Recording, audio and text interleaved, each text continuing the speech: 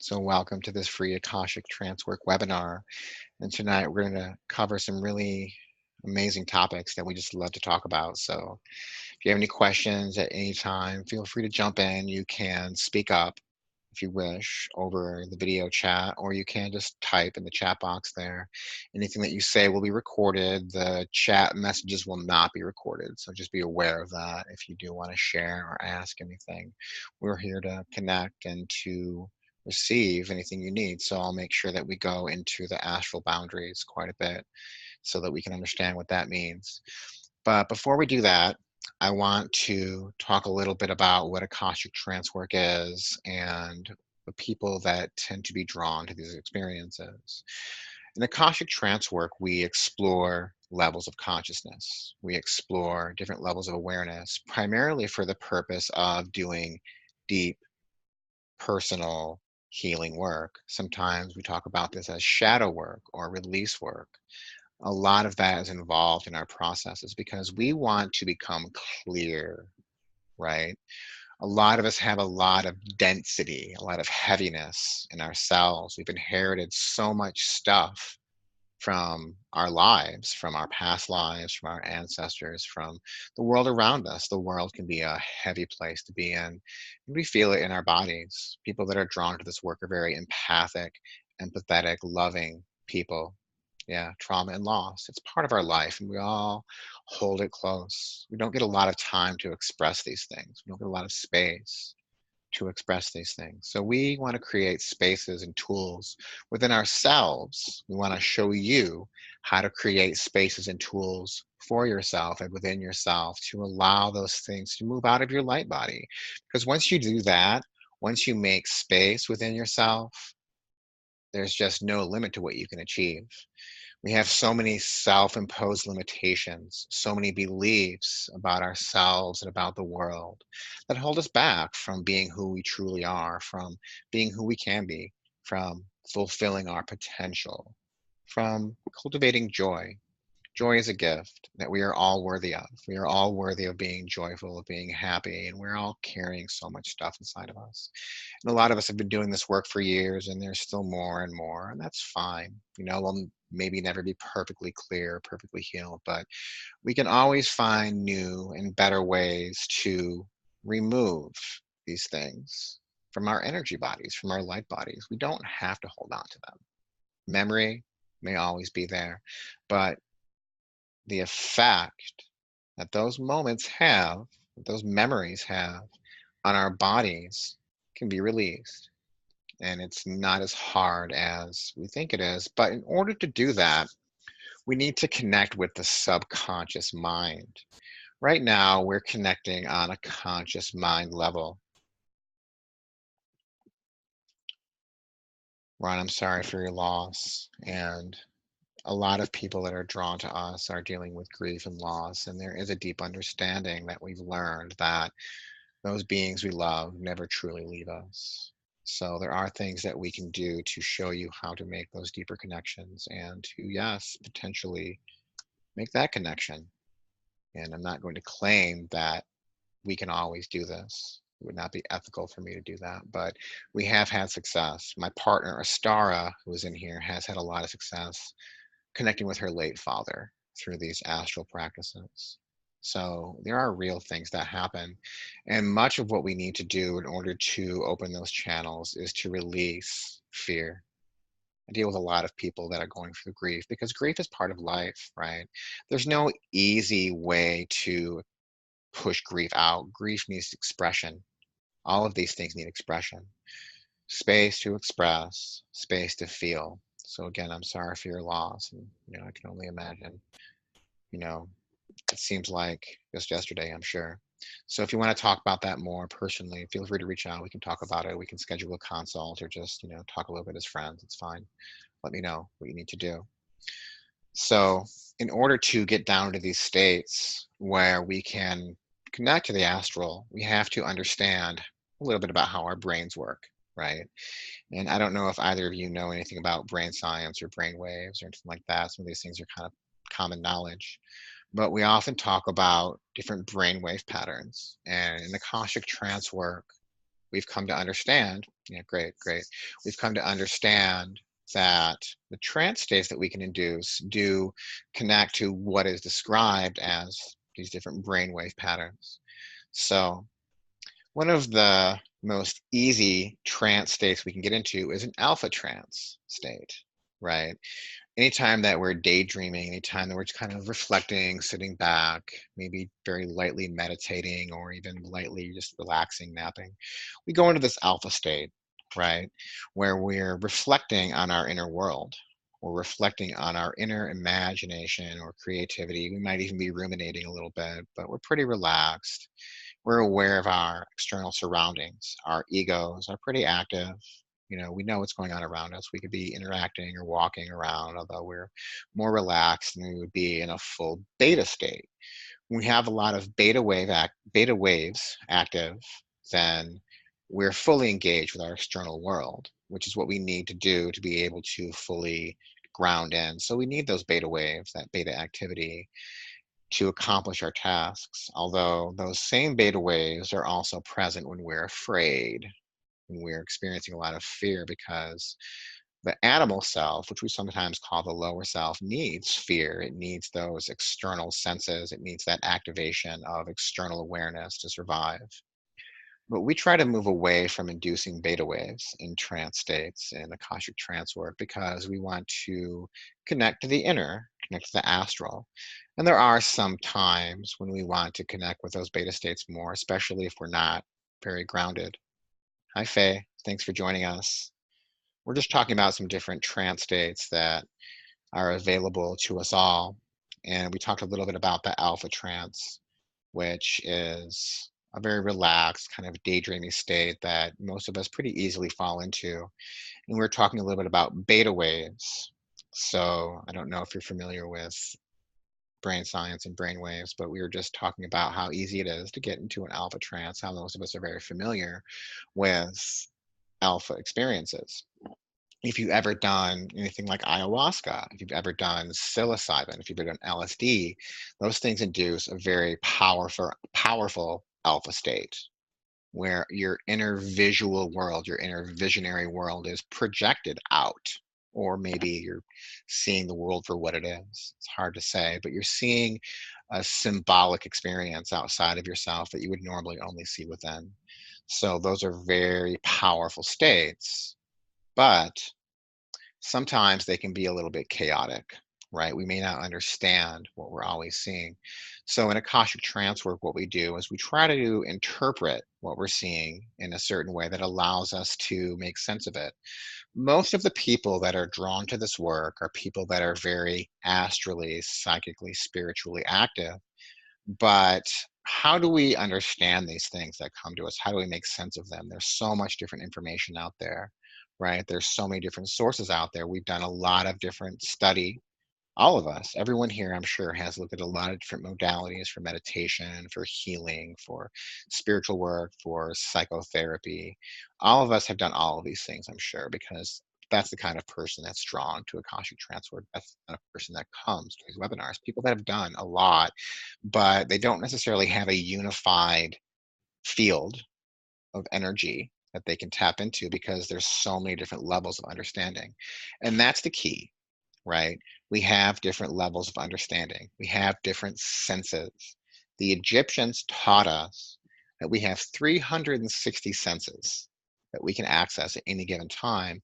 And in the West, we conceptualize five, maybe six senses. We have this vague sense of intuition or psychic ability, but really all of these different fine nuances of astral awareness, of psychic awareness, of spiritual awareness, of dream awareness, of Akashic awareness, of all these different things, connecting with our ancestors, our past lives, all these things, being a medium, connecting with people that have passed. They're all different senses that we can activate. And because of our conditioning, we've been walking around with our hands over our ears and our eyes closed without realizing it.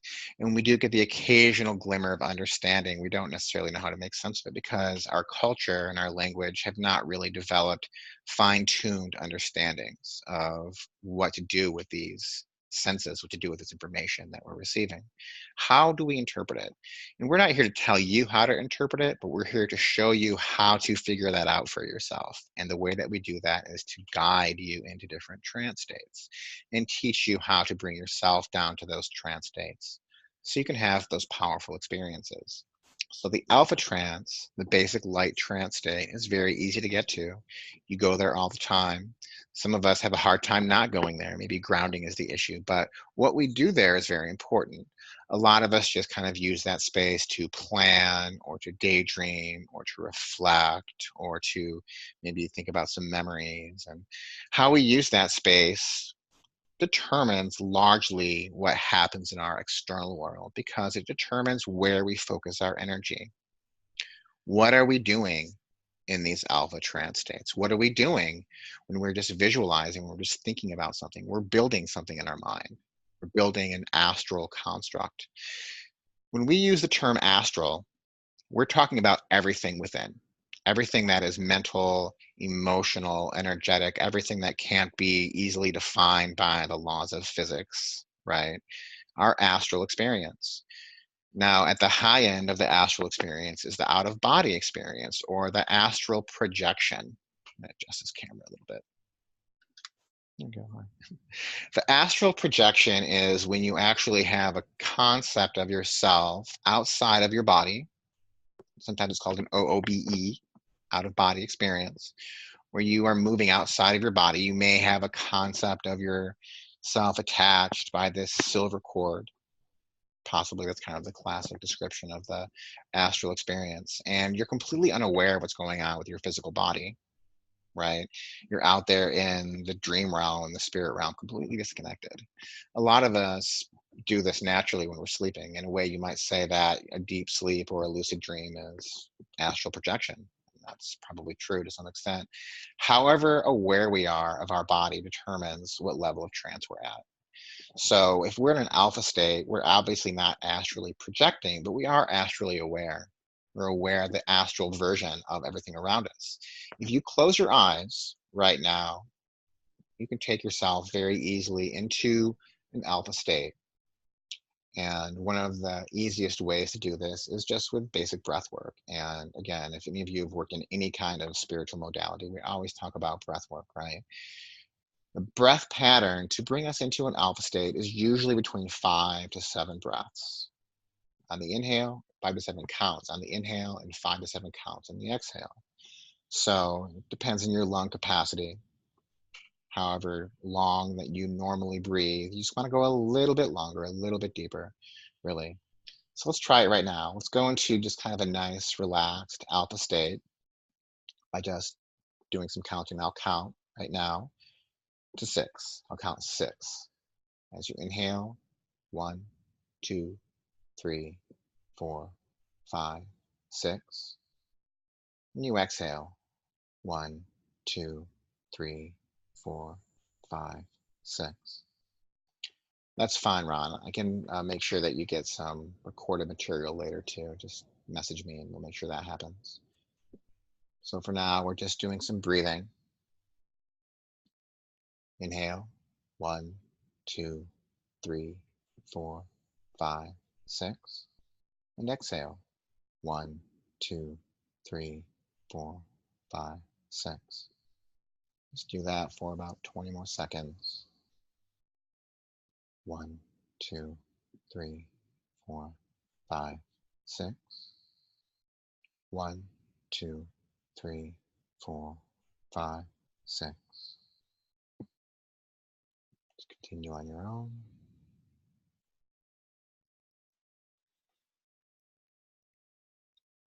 So as you do that, your brain will naturally start producing more alpha waves and fewer beta waves.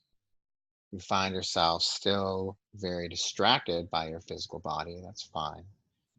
Because there are other tools that we can use as well to get ourselves down to a nice alpha state. If the mind is very agitated, if we have a lot of stuff happening, a lot of difficult emotions arising, then there's other techniques we can use to get ourselves down to that alpha state because breathing is not always the best technique for that. Sometimes we like to tone. And toning is something a little bit like singing, but it's not singing because we're not trying to perform. We're not trying to sound good. We're using our voice to vibrate into different parts of our body. And what we found in Akashic trance work is that by doing this, we can actually induce different states of mind in ourselves or others just by being mindful of where in our bodies we're vibrating our mouths, our sounds, our vocal cords. So, in order to induce an alpha state, we kind of just want to vibrate into our head, into our third eye, into our nasal region, into our jaws. So it's a little bit just like humming. Let's try it.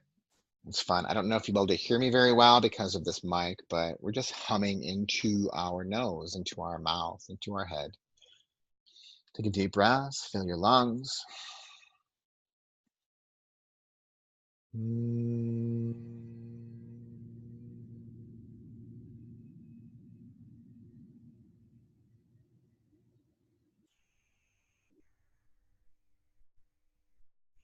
See how that makes you feel. It instantly relaxes you. I know it does me. It's very powerful. Let's do it again. Mm.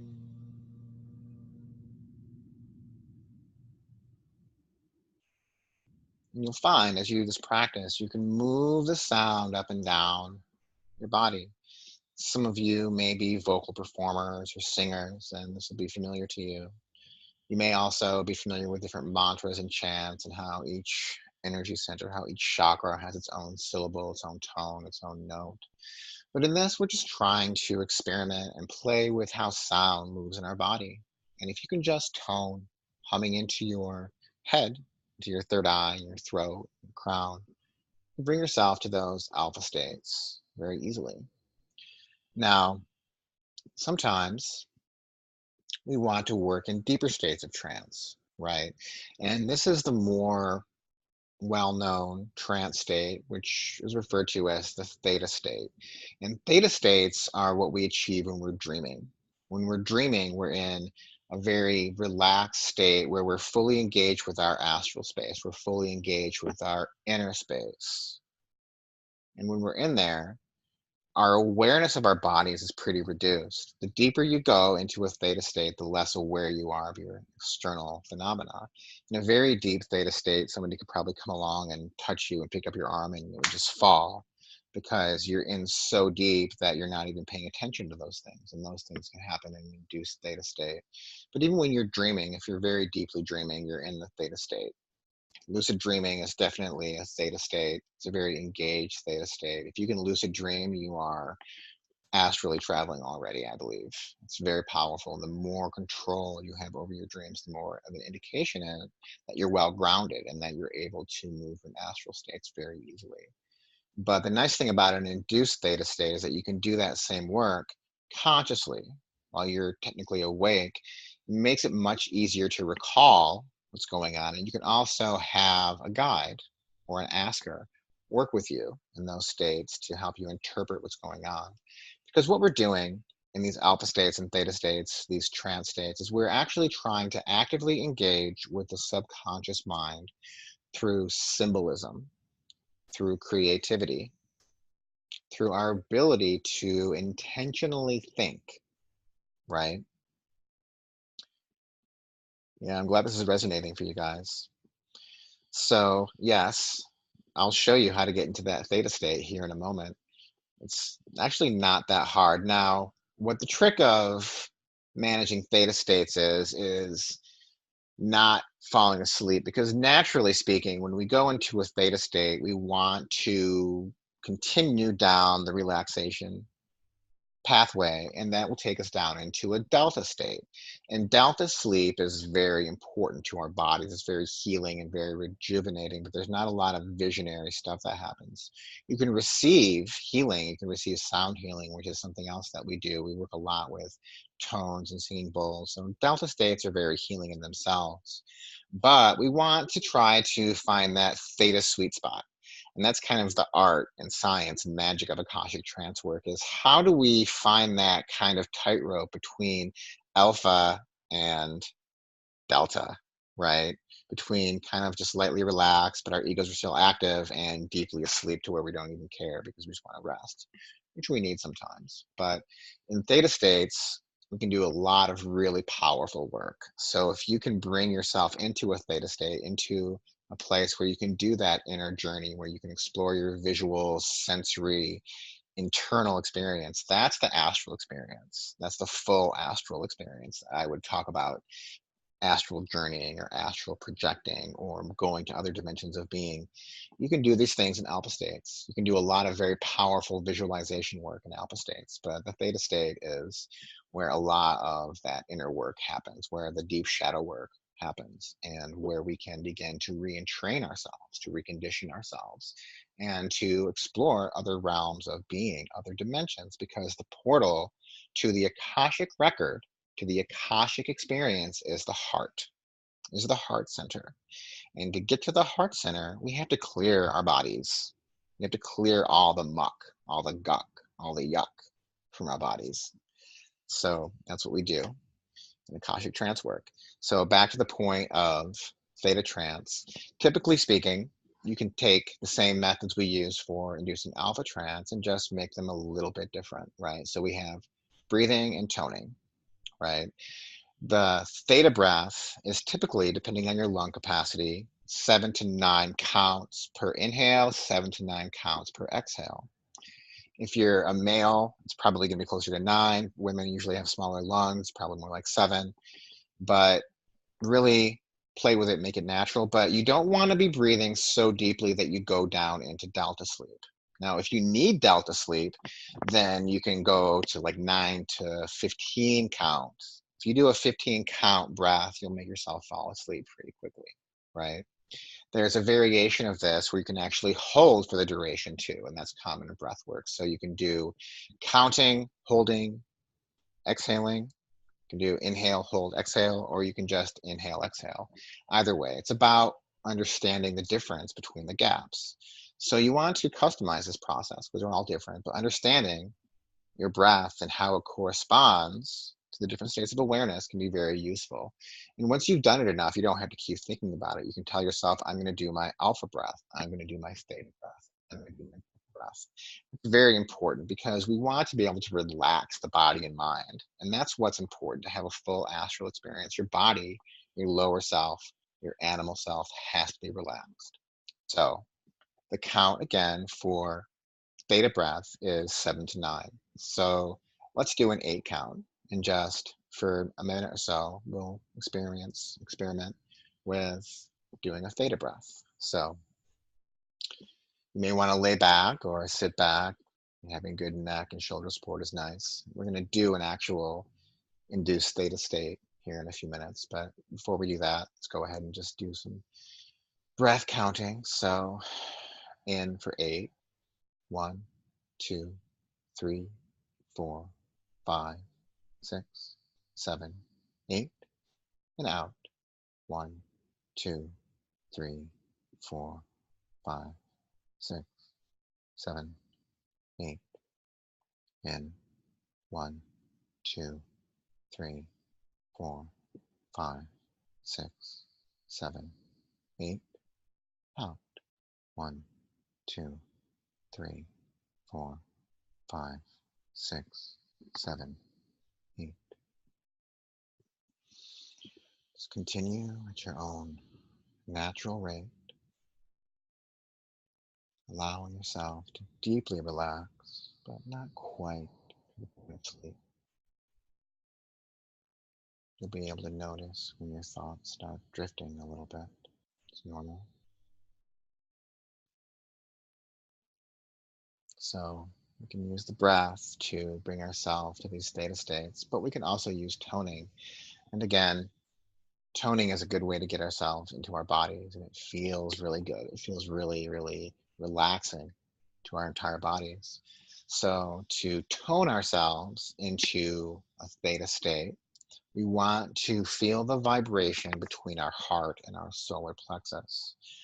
It's probably one of the most relaxing things and the easiest way we can get ourselves down into a theta state very quickly, usually within a couple of minutes. For me to vocally induce a theta state in someone who's never done it before, it usually takes about 10 to 15 minutes. But if you can learn to really relax and tone yourself in, you can do everything you need to do with your breath. Think about for a second how a mother soothes a child, humming, right? That's what we're doing to ourselves. We're relaxing ourselves down, but we're not going too deep because that will actually bring us down into a delta, or it could even actually access some beta wave. It's interesting how some of the deep toning kind of brings us back to that beta point. So just really toning between the heart and the solar plexus. And if you do it properly, you should be able to feel vibration in your ribs and in your stomach and in your hands and your arms. So let's try it if you're up for it. Mm.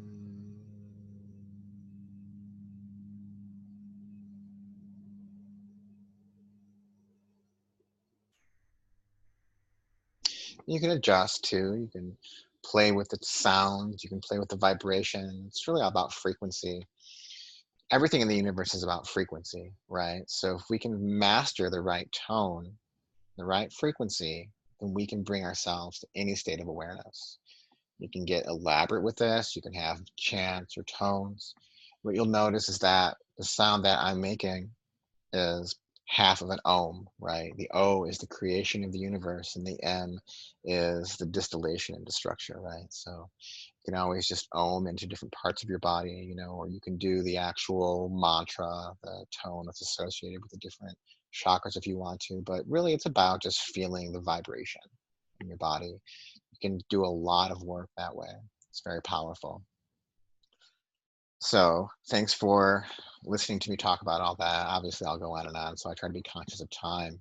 If anyone has any questions, feel free to pipe in. I'm going to now talk about astral boundaries a little bit. So, from the context of what we've been discussing, astral space, your astral space is everything that's happening inside of you. Sometimes we talk about this being like fourth dimensional space, your conceptual inner space. It's your personal field, your personal Akashic field. We often talk about the Akashic record as being like the history of our past lives, but right now you're living an Akashic experience. You're living a spiritual experience. So you are an Akashic record. We're all living Akashic records. Our experiences are creating this record as we go, this connected, unified record of being. Right? So our astral space is information. We're swimming in a pool of information. And sometimes that information can be difficult to decipher, right? We have a lot of emotions, we have a lot of thoughts, we have a lot of impressions. Sometimes you might wonder, is this my feeling? Is this someone else's feeling? A lot of people that consider themselves empathic deal with that issue. Where do my feelings stop? And where do the feelings that other people love, other people that I love begin? Right? Because boundaries, right? What is a boundary? We often talk about boundaries from a sort of interpersonal perspective. There's certain people that are allowed in my physical presence. People can't touch me. Yeah, it's very common, Harry. I mean, that's really one of the number one things that people that are drawn to this work report. They're very sensitive, but where is the energy? Where are the lines? And this is really important. This is actually the foundation of Akashic trance work. Even if you can't induce a trance state, even if you don't feel comfortable with that, you can use this practice of astral boundaries. It's very effective. And I'm going to show you here in about 5 minutes or so, kind of how that works from a visual perspective. But ultimately, the point of an astral boundary is how are you using your mental and emotional energy, right? There are two different types of thoughts. There's the thoughts that arise spontaneously from the subconscious. And there's the thoughts that we create in response, that we intentionally create in response to those things that arise. We don't have a lot of choice about the thoughts and feelings that arise. In fact, we have very little control of those things. Those things come up, they arise, and they fall, right? Naturally. So the answer to your question, Ron, is we create a space within ourself, within our heart center, where only the thoughts and feelings that we want to allow in can be there. We create a visual space within ourselves so that the intentional thoughts, the intentional creations of our mind are all about this protected space. Similar to the idea that in your physical reality, you have a room. Hopefully, you should have a room. If you don't, then that's something that you may need to look into manifesting in your life, because as a sovereign being, you have a certain right to reflection and privacy. But it is a privilege to have that space in physical reality, in physical space. The nice thing about an astral boundary is no one can take that away from you. It is like a filter, yes, because in your astral space, you choose and you select what energies you want in and what energies you want out. And the way that you do this is to make sure it's a space where you feel good. It can be a real place, it can be an abstract place, it can be a place from your memories, your daydreams, fantasies. But it's a place that you can imagine fully, because when you do that, you're engaging your creativity, you're engaging your symbolic understanding, you're interacting with your subconscious mind symbolically, which is the language that your subconscious speaks. You're creating an interface to your heart center when you create this safe space. Some people call this their astral temple. You are creating an intentional space in the same way that you would build a structure in real life to house yourself. You're building an astral space where you contain your energy. No matter what your connection to a being, no matter how much you love them, no matter what your obligation is to them, there's no being in the universe who is entitled to 100% of your energy, 100% of your time. And even all of the energies in the universe who are always competing at all times for the most important thing about you, which is your focus and your concentration. You are allowed to have some time to focus that eye inward towards the heart center and look at yourself and spend some time with yourself, just being, connecting with your true self, with your higher self. So the things that come in when you try to do that, excuse me, which there always will be, right? As soon as you start doing that, that's when all of the stuff comes in. All the fear, all the trauma, all the intrusive things, all the people that are beholden to you or that you're indebted to, all these things come in. And that's when we get to empower ourselves.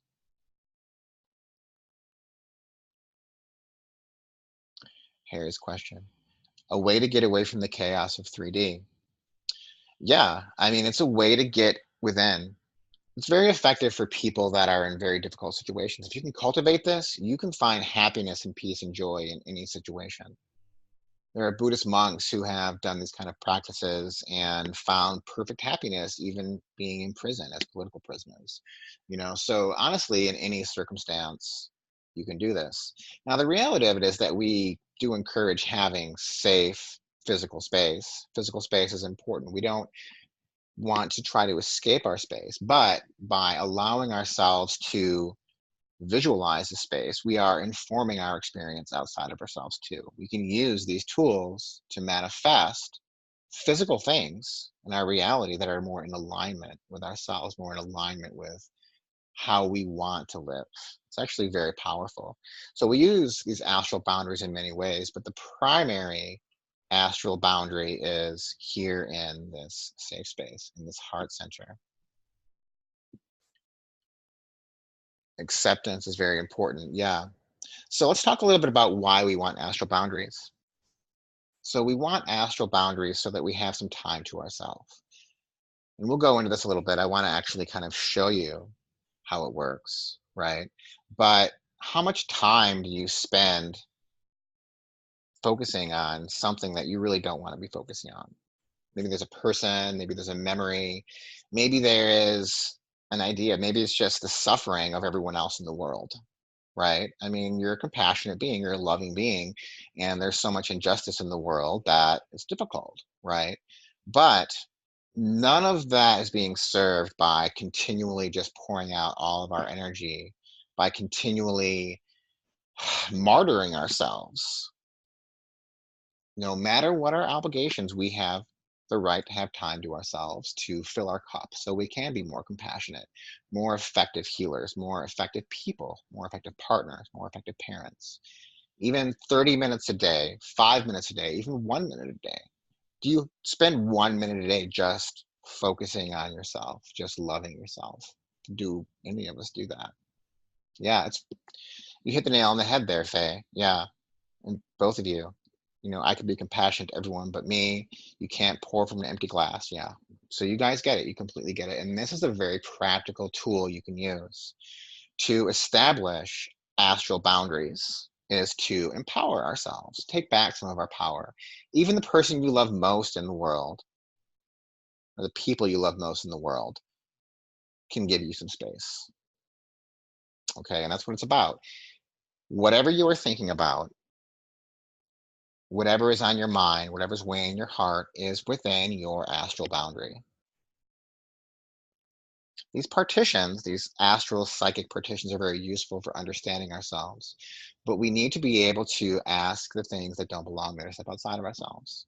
So we have some time left, about 20 minutes left. And I'm going to spend the next 10 or 15 minutes helping you relax and visualize some ways that you can first experience some different states of awareness and then explore some astral boundaries.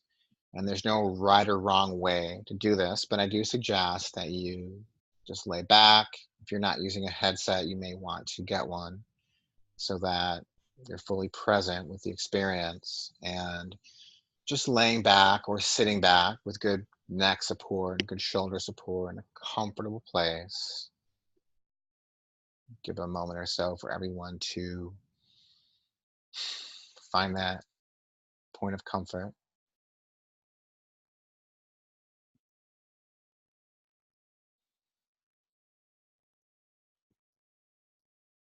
So let's all just take some nice, deep, natural breaths.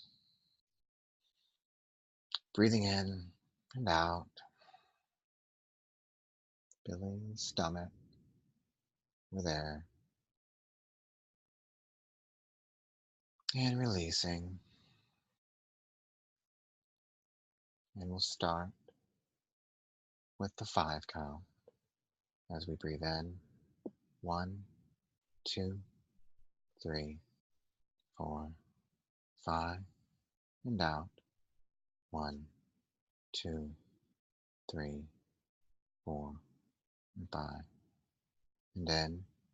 1, 2, 3, 4, 5, and out.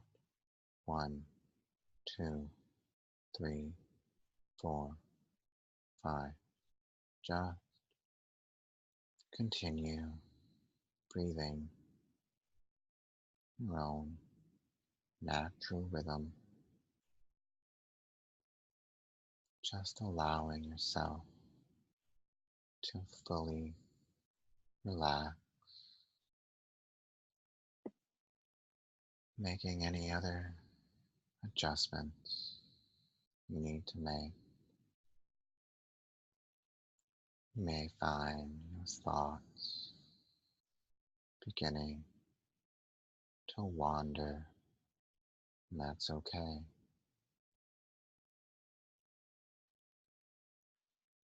Just observe your thoughts and feelings as they pass through your mind, as they pass through your heart, rising and falling with the breath. There are no wrong thoughts. There are no wrong feelings. There are no wrong sensations.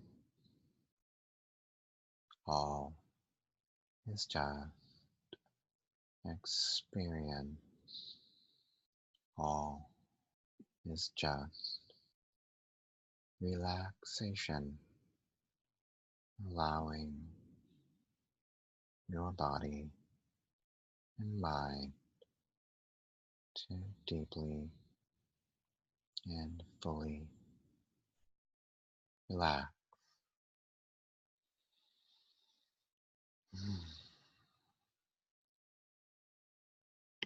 And as you relax even deeper into yourself,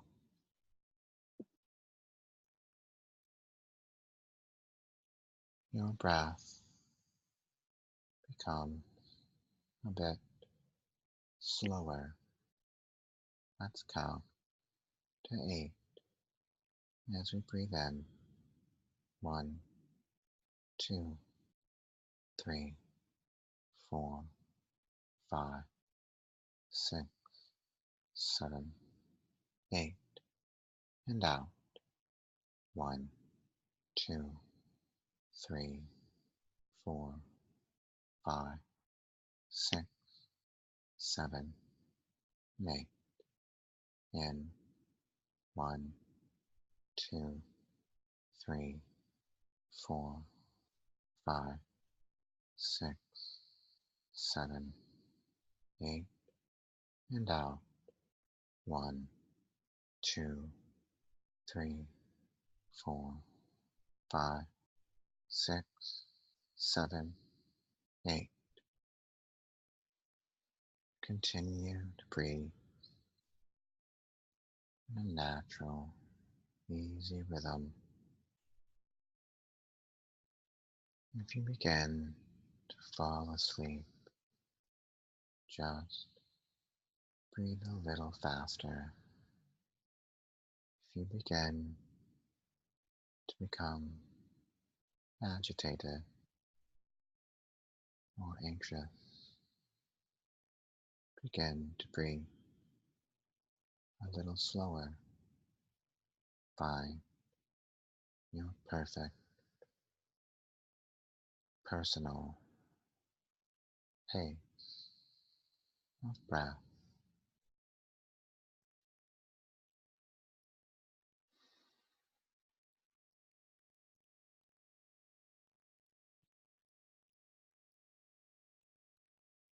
And as you continue to breathe and relax, you begin to imagine a safe, warm, happy place. A place where you can relax. A place of peace, calm, quiet, joyful, happy, loving, warm energy.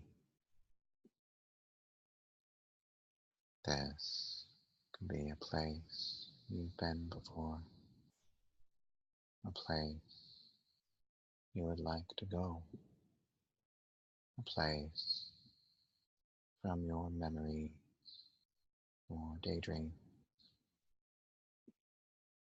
Could be an abstract place of light, sound, color, filled with all of the things that make you happy, all of the things that bring you joy.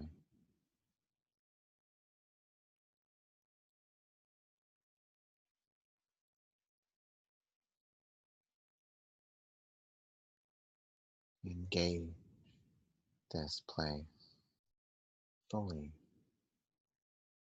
with all of your senses.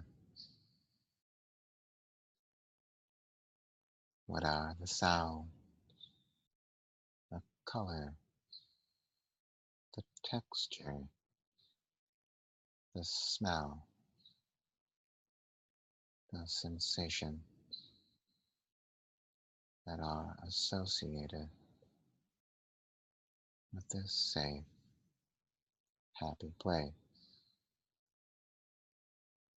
This is your heart center. This is a real place, a sacred space, your most private, personal space. Only the energy and being you wish to invite in belong here. If there is anything or anyone there who doesn't belong, anything that doesn't make you feel good, ask them to leave. And if they don't, that's okay. This is an opportunity to create an intentional astral boundary, to make space for yourself. Those things that won't leave are most likely with you often.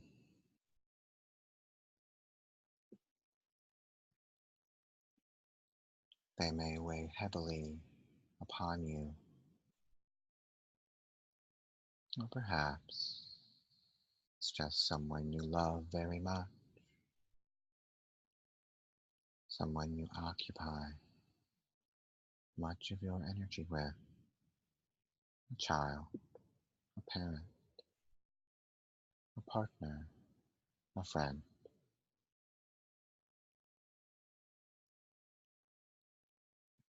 It's okay to even ask those beings you love most to step away. You can also ask any beings who are not present to come to you. They make you feel loved. You control the energies you allow here. You are not suppressing. Just ask those beings to step outside of your heart space and decide now how much time and energy do you want to devote to that being or memory. How many hours a day? How many days a week? How much of your life are you giving to that? Maybe it's a job. Maybe it's a person.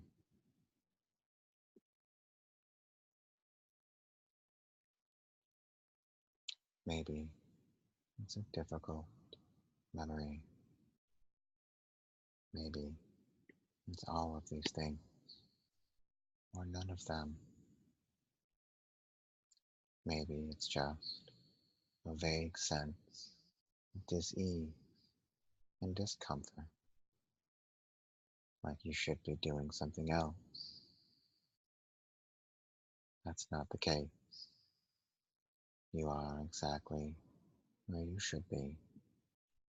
You are taking some time for yourself. How much time will you give yourself each day to pour your energy in,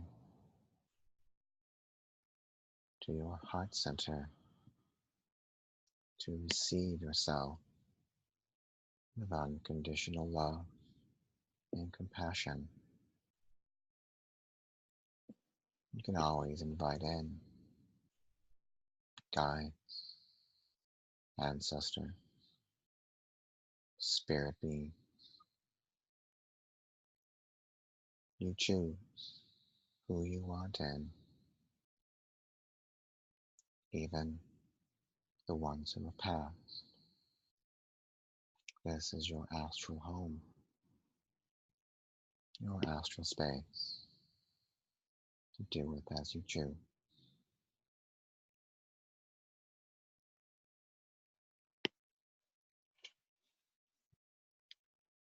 Now let's allow ourselves to become more fully aware of our physical body. Take some nice, easy breaths.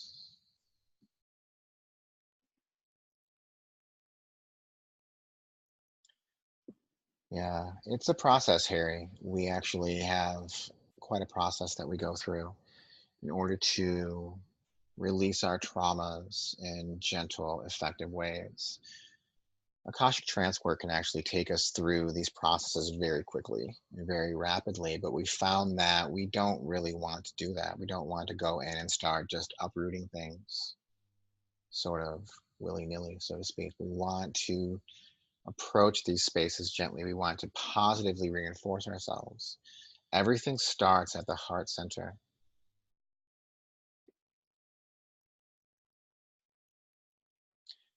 Yeah, it could be too intense. That's the thing. It could be too intense and it actually has a toxifying effect on our body. So we want to do it gradually.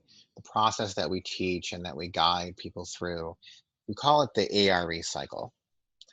And the ARE stands for activate, release, and expand. So we go through a process of activating our higher awareness. And that's kind of what we're teaching now. We're activating our higher awareness so that we can release the things that no longer serve us. And then we can go through an expansion. So I want to address these questions. And yes, Faye, the distractions that you're receiving actually are relevant. We believe in this experience that if you are having a interruption or distraction, then there's a message in that experience for you. What are those messages telling you about yourself, about your own boundaries, right? There's information there. Nothing happens by accident. Everything happens for a reason. And I wanted to address Ronald's question too about the boundary and the Akashic Library. So it's all about creating these astral spaces. And we work a lot with intentionally created astral spaces where we build a construct, a place in our minds. We tend to often separate this heart space from the Akashic Library, which is a specific sort of visual interface that we take people to because we want to have a space we can always go to. So if we're in an Akashic reading experience where we're going into past lives and connecting with ancestors and going to other dimensions of being, we kind of want to have a space to come back to. Right. So partitioning our awareness, partitioning our consciousness, and having this heart space gives us a foundation. It gives us a place to go to if we're having these higher dimensional experiences or we're having three-dimensional experiences that are challenging, and that gives us a foundation. So we use our creativity, we use our ability to conceptualize and build intentional astral spaces. Sometimes we talk about purpose temples. And these are sort of like these astral focal points where we sort of concentrate all of our energy, our thoughts, our intentions around a given concept. So the Akashic Library is one of the most powerful interfaces, purpose temples that we create in our astral space, because there we can go and access all the wisdom of the ages. But we do a lot of work within our own personal astral spaces before we even go there in our modality, because we want to make sure that we're comfortable with the astral experience before we move on to the more intense experiences. Pacing is very important. We have a very specific code of ethics that we follow as far as how quickly we take people in and what we communicate with people while we're in these trance states. It's very important that we stick to them.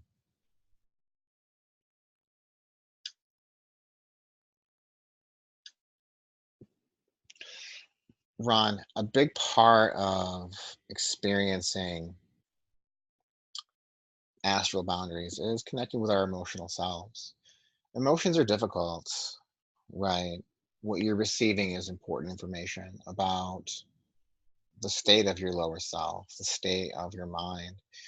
We receive these emotions, these feelings as information, right? Your body is communicating something to you. If you're not able to fully go into that heart space, then there's some things that need to be cleared and encountered. So, this might be something we want to talk about. If you want to talk about your experiences offline, reach out to me and we can talk about some of these things. I can give you some very practical things you can do to work through these emotions. One of the biggest purposes behind this heart space is again to help us confront these things. We do a lot of shadow work, and in order to release these things, we have to know where they are. We have to be able to see them, to acknowledge our feelings. So, the fact that that happened is a reflection of some things that may be moved out of your system. So, yes, this has very much been called a shadow work modality, and it's very important to be able to release these things, to face these things. And we like to create positive reinforcement around shadow work because we don't want to spend all of our time digging up the shadows. We want to have something to work towards. We want to also explore our positive astral experiences. We don't want to have all of our spirit work be shadow work. So, in our process of activation, we become aware of the things that we might need to release, and then we go through some very specific processes of release. And then we go through the expansion phase. So, yeah, that difficulty of creating that safe space does indicate a need to work at it. It's not a one time thing, but there are some processes and tools that we can definitely look into. So I do appreciate all of you joining us today. Feel free to reach out to me. I really appreciate how engaged all of you were, and I want to make sure that all of your questions are addressed. And we can definitely talk more about these tools and how they can be used. So I would definitely love to talk about any of these things more. Reach out anytime. You'll receive an email that has the fundamentals of these exercises and some other links as well. If you want to connect for a 30-minute consult, I'm available too. We can talk about some other things that we might be able to do together. We also offer readings and things like that. If you'd like to get some insight into your own Akashic record, there's a Facebook group too. We do a lot of stuff. So we appreciate you connecting with us. I have so much fun talking about these things. So deepest gratitude. Until next time.